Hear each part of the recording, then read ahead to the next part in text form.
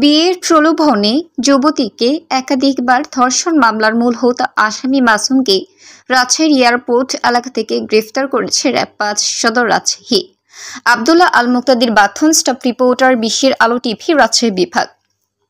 Rapid action battalion RAB প্রতিষ্ঠাকালীন সময় থেকে দেশের সার্বিক আইন শৃঙ্খলা পরিস্থিতি সমুন্নত রাখার লক্ষ্যে সব ধরনের অপরাধীকে আইনের আওতায় নিয়ে আসার ক্ষেত্রে অগ্রণী ভূমিকা পালন করে আসছে র্যাব। নিয়মিত জঙ্গি, অস্ত্র উদ্ধার, সন্ত্রাসী সংঘবদ্ধ অপরাধী, অস্ত্রধারী অপরাধী, বেজাল পণ্য, ছিনতাইকারী, ধর্ষণ, অপহরণ সহ মাদকের বিরুদ্ধে অভিযান চালিয়ে আসছে। মামলার এজাহারযুক্ত সূত্রে জানা যায় ভিকটিম একজন সহজ সরল নিরীহ মহিলা। ভিকটিম ঢাকা শহরে কর্মরত থাকা অবস্থায় লিবিয়া প্রবাসী আসামি মাসুম মণ্ডলের সহিত মোবাইল ফোনে ১.৫ বছর প্রেমের সম্পর্ক গড়ে তোলে।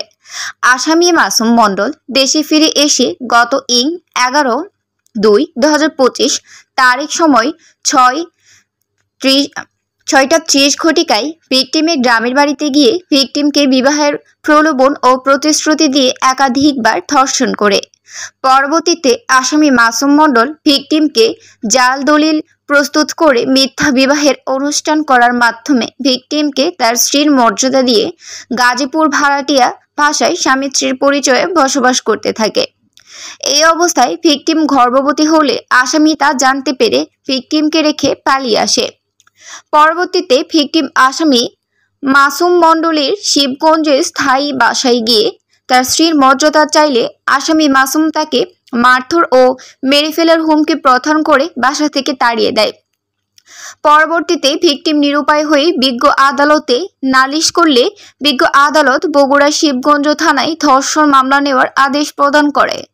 উক্ত আদেশের পরিপ্রেক্ষিতে বগুড়া শিবগঞ্জ থানায় মাসুম মণ্ডলকে আসামি করে ধর্ষণ মামলা রুজু হয়, যাহা বগুড়া শিবগঞ্জ থানার মামলা নং ৩ তারিখ ১/৯/২০২৫ খ্রিস্টাব্দ ধারা নারী ও শিশু নির্যাতন দমন আইন সংশোধনী অধ্যাদেশ ২০২০ এর ৯/১।